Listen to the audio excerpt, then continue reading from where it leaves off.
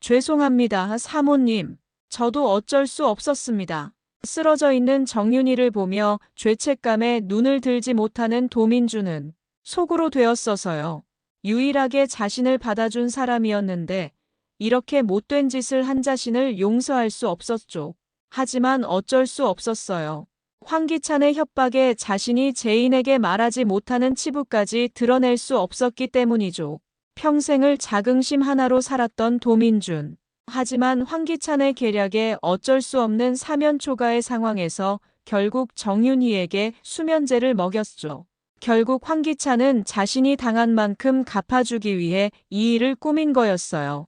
절대절명의 위기에 정윤희 어머니 과연 그 결과를 어떻게 될지 시작해보겠습니다. 구독과 좋아요를 눌러주시면 제가 영상을 만드는데 큰 도움이 됩니다. 강재인과 디자인 싸움에서 진 강세리는 이제는 회사에 있을 수 없었죠. 황기찬에게 간 그녀는 황기찬의 경로를 받으며 어쩔 수 없어 했죠. 강세리, 너는 어떻게 그거 하나 못하냐? 아무리 실력이 없어도 그렇지 그거 하나를. 의휴. 속에서 끓어오르는 분노를 못 참고 물을 벌컥벌컥 마셨어요. 아니, 강재인은 그 짧은 시간에 어떻게 만든 건지 나도 모르겠어. 자신의 부족함을 인정하지 않고 분명 강재인의 계략이 있었다고 생각하는 강세리. 하지만 이미 결과는 나왔고 어쩔 수 없이 회사에서 잘려야 되는 운명이었습니다. 책상을 붙잡으며 눈에 불을 켜는 황기찬. 이대로 당하고 있을 수 없어. 받은 만큼 갚아줄 테야. 그렇게 생각하는 그 순간 며칠 전 형을 찾으러 가면서 봤던 김도희 대리 엄마가 생각이 났어요. 그래, 그렇지, 그 방법이 있었지. 그래, 내가 당한 만큼 똑같이 받아봐. 그리고는 치킨집 앞으로가 통태를 살피고 있어줘. 그때 보람치킨에서 나오는 뜻밖의 인물을 보게 되는데요. 바로 도민준 상무였어요. 이게 도대체 무슨 일인지 이해가 가지 않지만 황기찬은 도민준 상무를 불렀죠. 도민준 상무님, 지금 여기서 뭐 하시는 겁니까? 갑작스럽게 자신의 이름이 불리어진 도민준 상무는 두리번거리다가 건물 한쪽에 있는 황기찬을 발견하고는 살짝 당황했어요. 저 인간이 왜 여기 있지? 어떻게 내가 여기 있는 걸 알고 있지? 우연히 발견한 황기찬이지만 그 내막을 알 수 없었던 도민준은 황기찬에게 다가갔죠. 일단 정보를 알아야 했기에 도민준은 불안한 마음을 감추고 황기찬의 질문을 합니다. 회장님, 여기는 어떻게 오신 겁니까? 그 질문에는 여러 가지 의미가 있었고 진짜 속내를 알기 위한 물음이었죠. 황기찬은 거만한 표정을 지으며 그건 제가 물어봐야 되는 내용 같은데요. 상무님이 여기서 뭐 하시죠? 여기는 김도희 대리의 어머니의 치킨 가게이지 않습니까? 그럼 여기에서 무슨 일을 꾸미고 있는 건가요? 황기찬은 이번 디자인 사건도 있었고 도민준 상무가 오히려 이중 스파이 짓을 하고 있다는 생각이 들었어요. 이에 도민준 상무는 여기가 김도희 대리 어머님이 하는 치킨집인 거를 알고 있습니다. 그리고 김도윤과 강재인이 같은 집에 살고 있기 때문에 여기에 있으면 강재인의 정보를 더 챙길 수 있을 것 같아 여기에 위장 취업을 한 겁니다. 하지만 믿음이 안 가는 황기찬을 이번 사건으로 슬쩍 떠봤어요. 그렇다면 상무님, 이번에 디자인은 어떻게 된 일이죠? 저번에 주신 디자인과 완전히 바뀌었던데 저한테 잘못된 디자인을 주신 거 아닌가요? 그 짧은 시간에 만들 수 있는 디자인이 아니었습니다. 그 말에 도민준은 식은땀을 흘렸지만 곧바로 둘러댔습니다. 거기까진 잘 모르겠습니다. 일단 제가 제인이의 노트북에서 훔쳤고 그것 보내드린 거라서요. 또 다른 디자인이 있는 줄은 절대 몰랐습니다. 라고 했어요. 그때 황기찬은 비열한 웃음을 지으며 네, 잘 알겠습니다. 그러면 내 사람이지. 한 번 더 테스트를 해보죠. 지금 일하고 있는 곳에 정윤이가 있죠. 그 사람을 내게 데려오세요. 도민준의 얼굴이 하얗게 상기되며 말했는데요. 데려오다뇨. 무슨 하실 말씀이라도 있으신가요? 황기찬은 어이없어하며 할 말이 있다뇨. 제가 이번에 강재인에게 인질극으로 9억을 잃었습니다. 나는 당하고만 사는 사람이 아니에요. 김도윤과 강재인에게 100배, 1000배 갚아줄 겁니다. 그러니 납치를 해오란 말입니다. 납치라는 단어에 도민주는 완전히 몸이 얼어붙었습니다. 이 사람 미친 게 아닌가, 어떻게 그런 생각을 할 수 있는 거지? 회장님, 그건 사람의 도리로 할 수 있는 게 아닙니다. 어떻게 그런 일을 저리른다 말입니까? 그 물음에 콧방귀를 끼며 황기찬은 도민준에게 되었는데요. 그럼 강재인은 당신 때문에 자기 아버지가 죽은 걸 알고 있나요? 그것까진 말 못하셨을 텐데요. 차마 어떻게 그게 인간이 할 짓입니까? 시간 없으니 납치해서 내가 알려드릴 장소로 데리고 오세요. 그 말만 남기고 황급히 자리를 떠버렸습니다. 그 지시에 따를 수 없었지만 도민준 상무는 자신이 이중 계약서를 제때 드리지 못해 회장님이 돌아가신 사실까진 아직 재인에게 말하지 못한 상황이라 황기찬의 명령을 거부할 수 없었죠. 그래서 결국 약국에서 수면제를 사서 음료에 섞은 뒤 정윤희에게 다가갑니다. 사장님, 피곤하시죠? 이거 하나 드세요. 음료수를 건네는 손이 세밀하게 떨리고 있었죠. 아이고, 이런 거 안 주셔도 되는데 잘 마실게요. 정윤희는 그동안의 신뢰가 있기에 아무 의심 없어 음료수를 마셨어요. 하지만 곧바로 시야가 점점 흐려지며 식탁의 옆에 쓰러졌고 결국 의식이 돌아오지 않았어요. 황기찬에게 전화를 한 도민주는 회장님 분부대로 정윤희 확보했습니다. 어디로 갈까요? 그 말을 듣은 황기찬은 기뻐하며 잘하셨습니다. 상무님, 제가 주소 보낼 테니 그쪽으로 오시면 됩니다 하며 전화를 끊었다. 곧 문자로 주소가 왔고 그 뒤에 상무님, 저를 위하 한 가지 일을 더 해주셔야겠습니다. 이따가 알려드리죠라고 써 있었다. 마음과 모든 것이 도민주는 결국 자신도 이런 쓰레기와 같은 인간이라는 생각에 몸이 떨려왔지만 어쩔 수 없이 정윤희를 끌고 그 주소로 갔어요. 곧이어 김도윤의 전화벨이 미친 듯이 울었어요. 발신자 표시 제한으로 걸려온 전화였고 김도윤은 받기 싫었지만 안 받으면 안 된다는 생각에 결국 전화를 받았죠. 누구시죠? 무슨 일인가요? 하지만 전화 넘어온 목소리는 변조된 상태였고 그 목소리에는 하늘이 무너지는 대답이 들려왔어요. 김도희 대리의 동생 김도윤 씨. 그렇게 가만히 찌그러져 살고 있지 왜 설쳐서 이런 일을 만드나. 당신의 하나밖에 없는 어머니가 우리 손에 있네. 정확히 이 시간 줄 테니 그동안 100억을 준비해서 내가 말하는 곳에 갖다 놔. 안 그러면 아마 이 생에서 마지막으로 보는 엄마의 모습일 거다. 그리고 알지, 꼭 혼자 와라. 다른 사람과 함께 오는 게 보여지는 순간 너희 엄마는 이 세상 사람 아닐 거야. 비열하게 웃으면 그 사람은 엄마가 의자에 묶이는 모습을 실시간 영상으로 보여줬어요. 등을 따라 땀이 흘러내렸고 김도윤은 분명 황기찬의 계략일 거라는 생각에 영상통화로 황기찬에게 걸었어요. 하지만 태연하게 전화를 받는 황기찬은 무슨 일이시죠 본부장님, 지금은 퇴근 시간 아닙니까? 뭔가 바쁜 일이 있으신가요? 영상 너머로 아들 지호와 함께 놀고 있는 모습에 김도윤은 더 이상 의심을 할 수 없었죠. 아닙니다. 제가 버튼을 잘못 눌렀네요. 죄송합니다. 쉬세요. 황급히 끄는 전화를 보며 황기찬은 속으로 비웃으며 그 검은 속내를 들키지 않았어요. 너도 한번 당해봐라. 아주 피가 거꾸로 솟구칠 거다. 김도윤이 당황할 모습을 생각하며 황기찬은 기뻐하고 다음 수를 준비하고 있었어요. 김도윤은 다시 급하게 정호성에게 전화를 걸었는데요. 전화를 받은 정호성에게 다급한 목소리로 김도윤이 말했어요. 삼촌, 큰일 났어요. 분명 황기찬의 집 같은데 알리바이가 있어요. 뜬금없는 소리에 마음이 급해진 삼촌은 되물었어요.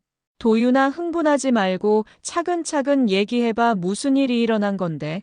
도윤은 숨을 가다듬으며 생각을 정리한 후 삼촌에게 말했어요. 삼촌, 놀라지 말고 들어요. 지금 엄마가 납치됐어요. 발신제 한 표시로 전화가 왔고 100억을 내놓으래요. 그리고 그 돈을 주지 않으면 엄마를 죽이겠다고 해서요. 정호성은 당황하며 도윤에게 물었어요. 그 자식 황기찬 아니야? 저번에 그 일로 우리에게 복수하려고 그런 거 같은데. 아니에요. 삼촌 제가 통화 끝나고 바로 했지만 황기찬은 집에 있었어요. 혼란이 점점 더 가중되는 가운데서 정호성은 일단 김도윤을 진정시켰어요. 도윤아 돈은 걱정 마 일단은 누나의 생명이 더 중요하니깐 돈 준다고 해. 알았지? 다음 연락도 잘 받고 장소 잘 적어놔. 네 알겠어요 삼촌. 그 말에 조금의 불안이 가라앉았지만 속에서 끓어오르는 분노는 사무실을 태우고도 남았죠. 조금 뒤에 문자로 약속 장소가 찍혀서 왔고 거기는 사람 인적이 드문 버려진 공단의 한 곳이었어요. 엄마 조금만 버텨주세요. 제가 얼른 갈게요. 도윤의 마음은 엄마에 대한 마음으로 불이 탔고 곧 삼촌에게서 돈이 준비됐으니 내가 거기로 가겠다고 했지만 도윤은 혼자 오는 게 조건이었다고 말하며 무기명 채권 100억이 들어있는 가방을 받아 약속 장소로 향했어요. 장소에 도착하니 좀 있다가 발신제한 표시로 또 전화가 왔어요. 오 약속을 잘 지키네. 혼자 오지 않았으면 엄마를 없애려 했는데 말 잘 듣네. 전화기 너머로 들리는 그 말에는 비웃음이 가득했지만 도윤은 참았어요. 차에 그만 앉아있고 이제 들어와서 엄마 데려가야지. 얼른 들어오렴. 거기 앞에 철조망이 쳐져 있는 문으로 들어와라. 김도윤은 가방을 들고 그 건물에 들어가니 앞에는 가면을 쓰고 있는 남자가 있었고 그 옆에는 엄마가 정신을 입은 채 의자에 칭칭 묶여 있었죠. 당장이라도 달려가서 갈기갈기 찢어버리고 싶었지만 도윤은 참으며 얘기했어요. 자, 돈 가져왔다. 이제 엄마를 풀어줘. 그 말을 들은 남자는 기분 나쁜 웃음으로 낄낄대며 가면을 벗었어요. 그 사람은 바로 황기찬이었죠. 그 상황이 이해가 되지 않는 도윤을 몹시 당황한 기색을 숨길 수 없었죠. 당신은 방금까지만 해도 집에서 아들이랑 있었는데 어떻게 여기에? 공황 상태가 온 김도윤에게 황기찬은 비웃으며 말했죠. 똑똑한 줄 알았는데 완전 이거 상등신이네. 야 김도윤 넌 내가 혼자 이 일을 했을 것 같냐? 그리고 내가 전화했을 때 너가 확인 전화할 거란 건 당연히 알고 있었지. 그래서 나도 조력자를 좀 썼어. 이만 나오시죠. 그 말이 끝나자 어두운 곳에서 터벅터벅 걸어 나오는 사람이 나오고 있었는데요. 그 얼굴을 보며 김도윤은 까무치는 줄 알았죠. 아니 도민준 상무님이 여기 왜 계신 겁니까? 당신은 제인이의 조력자잖아요. 도민준은 시야를 땅에 꽂으며 말했어요. 미안하게 됐네. 나도 EBD를 설명해 줄 수는 없지만 황기찬의 명령에 움직일 수밖에 없는 몸일세. 충격적인 사실에 온몸이 얼어붙은 도윤에게 황기찬은 쐐기를 박아버립니다. 자, 돈을 이쪽으로 던져. 그 말에 어쩔 수 없이 도윤은 가지고 온 가방을 황기찬에게 던졌어요. 자, 이제 됐지. 그럼 이제 엄마를 풀어줘. 그 말에 황기찬은 비열한 웃음을 지으며 주머니에서 조그만한 빛나는 물건을 꺼냈어요. 그건 바로 날이 바짝 서 있는 주먹 칼이었죠. 그리고 황기찬은 김도윤에게 말했죠. 나는 내가 받은 수모와 수치를 겨우 100억에 풀 줄 알았나 보네. 내 자존심이 겨우 100억이냐? 나는 내가 받은 값을 톡톡히 받아야겠어 하면서 종이 한 장을 도민중에게 주면서 김도윤에게 갖다 주라고 시킨다. 그 종미를 받은 김도윤은 거기에 써 있는 내용을 보며 황당해하는데 거기에는 DH홀딩스가 이번에 투자한 모든 투자금은 YL그룹에 귀속시킨다라는 계약서였다.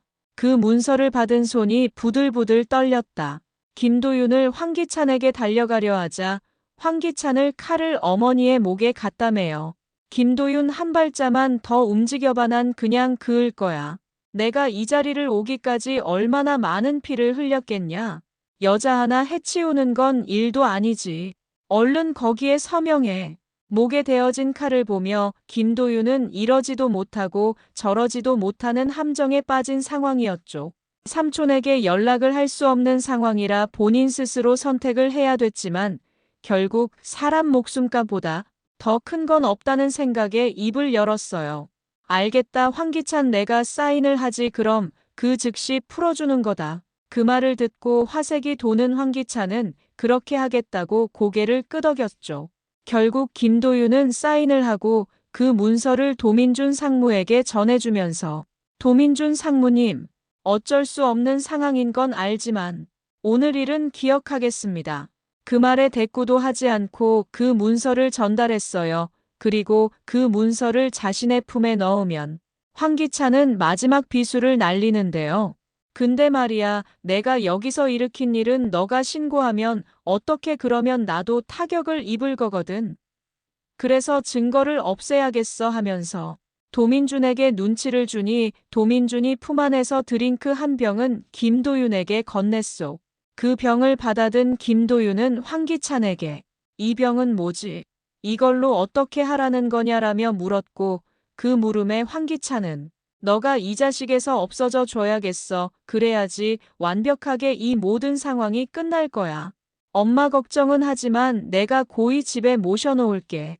그 말에 김도윤은 모든 것을 포기한 듯 그 드링크병을 입에 넣으며 머머니 죄송해요. 하지만 엄마가 내 눈앞에서 죽는 꼴을 볼 수가 없어요. 나중에 천국에서 인사드릴게요라고 속으로 말하고 황기찬에게는 그래 어차피 내가 죽어야 끝나는 것 같네. 마지막 부탁이니 엄마는 잘 모셔다 드려라 하며 주저없이 그 드링크를 입에 넣어 마셨죠. 그 음료가 목구멍을 넘어갈 때 찌릿찌릿하면 위장 태우는 것 같은 느낌이 들며 결국 김도윤은 쓰러져 몸을 부르르 떨다가 입에 거품을 물었어요. 황기찬은 김도윤에게 도민준을 보내서 생사를 확인하라 지시했어요. 도민준은 김도윤에게 다가가 귀로 숨소리를 체크하였고 황기찬 쪽으로 고개를 돌려 저으며 죽음을 표시했어요. 그 모든 것이 자기 계획됐다는 생각에 황기찬은 바닥에 떨어져 있는 가방을 주워 나가며 도민준에게 아무 감정을 넣지 않고 말했어요. 저 어미도 죽여요. 그래야 완벽해지는 겁니다. 아마 내가 사주한 경찰로 인해서 내일 이 현장은 자신의 딸의 죽음에 우울증이 걸린 두 사람이 스스로 목숨을 끊은 걸로 처리될 겁니다. 그렇게 지시를 내리고 나가려는 순간 갑자기 발목이 따끔거렸어요. 그리고는 갑자기 몸에서 모든 힘이 풀리며 털썩 몸이 주저앉아졌죠.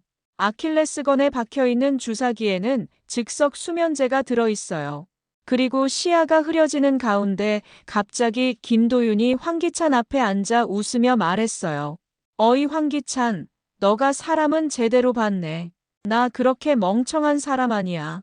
그럼 여기서 했던 모든 행동들로 나의 인내심의 선을 넘었어. 그러면 지옥으로 잘 가라. 그렇게 말하고는 황기찬 손에 있던 칼을 빼서 황기찬에게 찌르려고 하는데 뒤에서 갑자기 어머니의 목소리가 들렸다.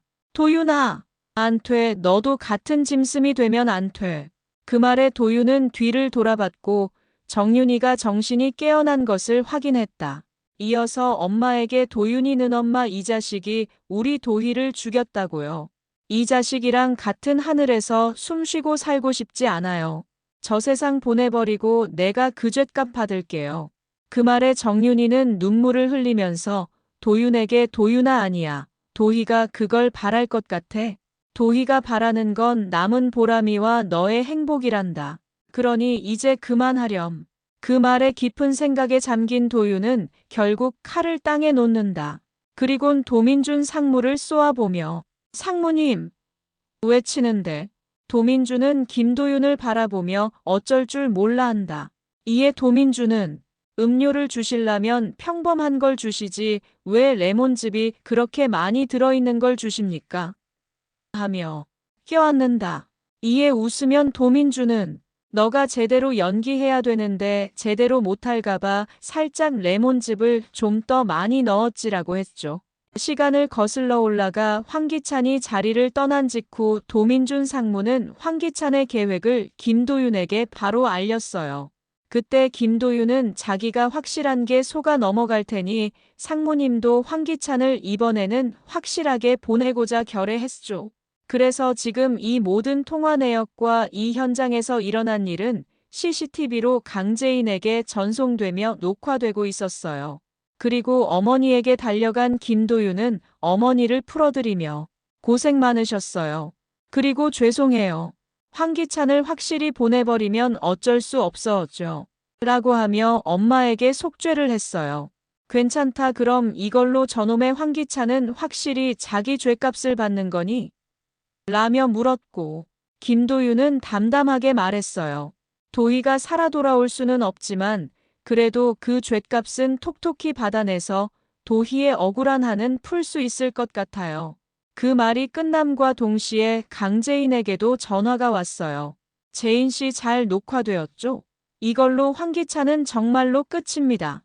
그 말에 재인은 저는 도윤 씨가 칼을 들었을 때 진짜인 줄 알고 얼마나 가슴 졸였는데요.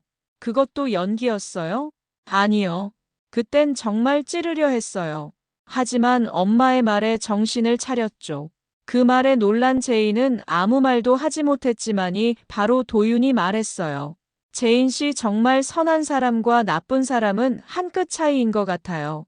저도 올바르게 산다고 생각했지만 결국은 사람을 죽일 뻔했잖아요. 아마 황기찬도 처음부터 저런 사람이 아니었을 거예요. 하지만 조금씩 어긋난 결정들을 하면서 자신의 인생을 돌이킬 수 없는 선택 속에 이렇게 돼버린 게 아닐까요? 그러니 이제 법의 심판에 맡깁시다. 그 말을 들은 제인은 속에서 참았던 눈물이 터지면에 알겠어요. 그럼 드디어 우리의 복수도 끝났네요. 라고 말했어요. 그때 갑자기 뒤에 윽 하는 소리와 함께 쿵 소리가 들렸어요. 그리고 정윤이가 소리를 질렀죠. 도민준 씨. 뒤를 돌아본 김도윤은 피를 흘리며 쓰러진 도민준이 보였고 약에 취해 비틀거리면서도 그 눈만큼은 김도윤을 향해 똑바로 직시하고 있는 황기찬이 있었어요. 아이 이래서 머리 검은 짐승은 키우면 안 된다니깐 역시 상무님이 이중 스파이인 거 알았어요. 확실히 하고 싶었는데 잘 가세요라고 말한 후 김도윤에게 이제는 끝내야지 하며 달려들었다. 하지만 그 순간 퍽하며 문가에 머리를 맞아 황기찬 제대로 쓰러졌죠. 정호성이 뒤늦게 달려왔고 옆에 있던 쇠파이프로 내리친 거였어요. 도윤은 도민준 상무에게 달려가 상태를 체크했다. 다행히 급소를 피했지만 피가 많이 흘렀고 지혈을 하는 도윤에게 도민준은 제인에게 차마 그 말을 할 수 없었어. 내가 그 자료를 빨리 드렸으면 이런 일이 안 생겼을 텐데 그때 나 하나 살자고 했던 일이 이 지경이 돼버렸어. 미안해 도윤아. 하며 쿨럭쿨럭할 때 피가 입으로 흘렀다. 아저씨 괜찮아요. 더 이상 말하시면 안 돼요. 참으세요. 하며 지혈했고 정호성은 급하게 응급차를 불렀다. 결국 응급차에 실려 도민준을 가고 경찰도 와서 사건 현장을 통제한다. 그리고 김도윤에게 물어보며 여기 있었던 일에 대해서 듣게 된다. 그리고 수집된 증거들을 경찰들에게 주면 경찰 내에 스파이가 있다는 것도 알려주었죠. 한 개월 뒤 병원에 누워있는 도민준에게 강재인이 왔어요. 다행히 큰 부상은 도윤의 응급처치를 피할 수 있었죠. 도민준은 민망함이 가득한 얼굴로 제인에게 말했어요.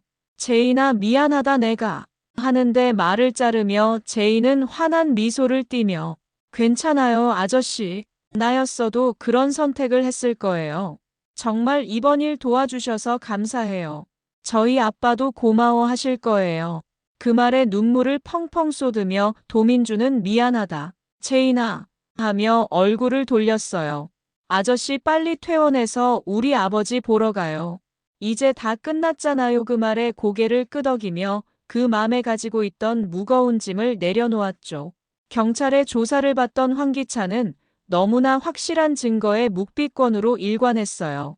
하지만 대행 로펌 변호사들조차 그 증거에는 선득 변호를 맡기를 꺼려했죠. 그렇게 구치소에 들어간 황기찬은 밤에 하늘을 쳐다보며 지난날의 자신의 잘못된 선택을 후회하게 되어 처음에 강재인에 대한 사랑은 가짜가 아니라 진짜였는데 그때 강세리를 선택한 결과가 지금의 모든 상황을 만들었죠. 결국 모든 것이 무너진 건 그 작은 선택이 시작이었어요. 그 선택들이 모여 지금의 결과가 생겨난 거죠. 김도윤은 강재인은 회사를 정상화시킬 방법을 고민했어요. 결국 강미란 상무를 회장으로 추대했죠. 회사를 위해 황기찬과 손잡았지만 강미란 상무야말로 오랜 경험과 이 회사에 대한 애정심이 남달랐기에 믿고 맡길 수 있었어요. 회사는 빠르게 정상화되었고 DH홀딩스와의 협력으로 인해 업계 1위를 다시 탈환했어요. 그 축하하는 자리에 회장이 된 강미라는 정말 감사합니다. 이런 쾌거를 올릴 수 있었던 건 DH홀딩스의 적극적인 투자와 혁신이 빛을 발한 겁니다. 앞으로도 YL그룹을 세계 최고의 기업으로 만들겠습니다. 그래서 저의 빈 상무 자리에 새로운 분을 초대했습니다. 들어와 주세요.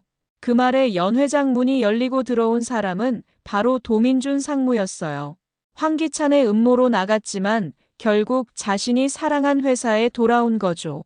모두가 환호했고 특히 도유경은 눈물을 왈칵 쏟았어요. 앞으로 더 성장할 강재인과 LY그룹을 기대합니다. 지금까지 달빛 드라마를 시청해주셔서 감사합니다.